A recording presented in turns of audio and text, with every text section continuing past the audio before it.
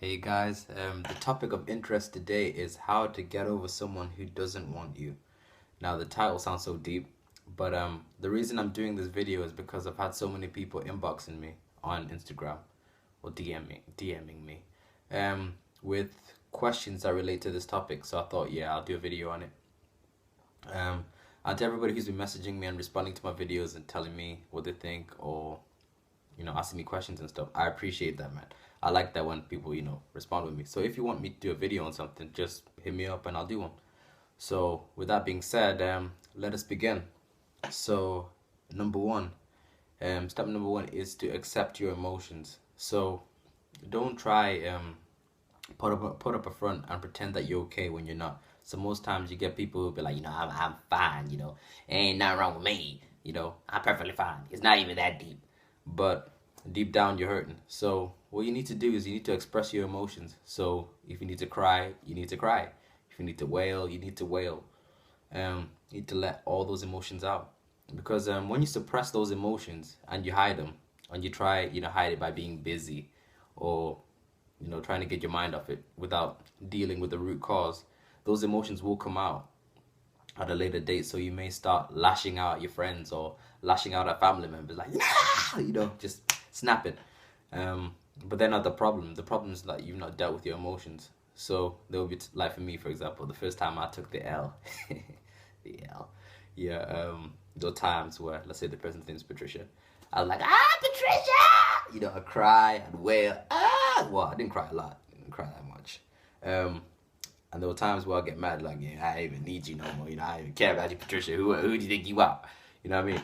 So you need to ride those emotions and you need to be with them and make peace with them. So don't try to suppress them or try to hide them because they'll come out at a later date. So you need to let them out. So one thing I recommend you do is you can get a notepad and you can write down your emotions in that notepad and write down how you're feeling at that given time. And when you look back on it, you'll be like, yo, I was feeling some type of way. So that's number one. Let out your emotions. Number two, make make the decision that that relationship is over. You're done. Well, in a romantic way for now. So for some of you, you'll be able to make that decision and say, "Yep, I'm done. It's good. It's over. I'm never going back to that person." But for some of you, you'll need to burn bridges. So you need to cut them off completely. So that means deleting their number, deleting them off Facebook, Instagram, whatever. Because when you do that, you allow yourself to heal properly. So you won't be looking for ways to reconnect, won't look for excuses to reconnect with them. So you won't like suddenly start taking a different route to work and hope that you run into him and say, "Oh, hey, how you doing?" You know what I mean? None of that. So you need to cut them off or distance yourself. So if you go to the same school, for example, or you work in the same place, then that might be a little bit more tricky. So in that sense, for that particular scenario, you just have to stop with any unnecessary contact. So you only talk to them when you need to talk to them, and that's it. You keep it distant. You slowly start distancing yourself away from them, so that you have time to heal. So that means you won't have to keep stalking, their Facebook page or their Instagram page to see if they're coping okay, to see if they're happy, and looking at them and say, why are they happy? They shouldn't be happy. I'm unhappy. You know what I mean? Um, so you need to distance yourself from the person so that you can heal properly. And then number three, do things that you enjoy to do. So that means if you have a passion for music, start singing or start playing instruments or join a band or something, join a group or start playing sports, hang out with your friends. Because when you do things that you enjoy, it radiates in your face. You're genuinely happy and people can tell. And when people are drawn to people who are happy, we like happy people.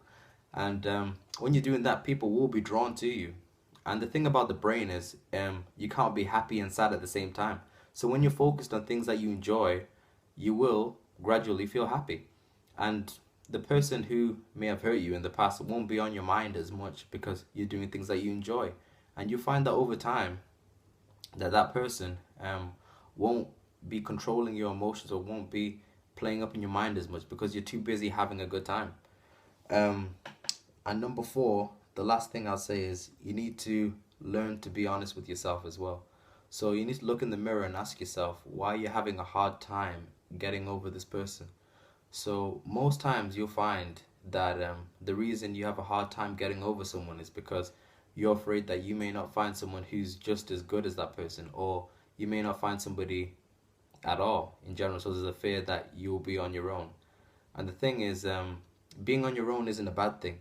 You need to learn to get to a place where you enjoy spending time by yourself. So you can't rely on anybody else to make you happy. You have to be a whole person.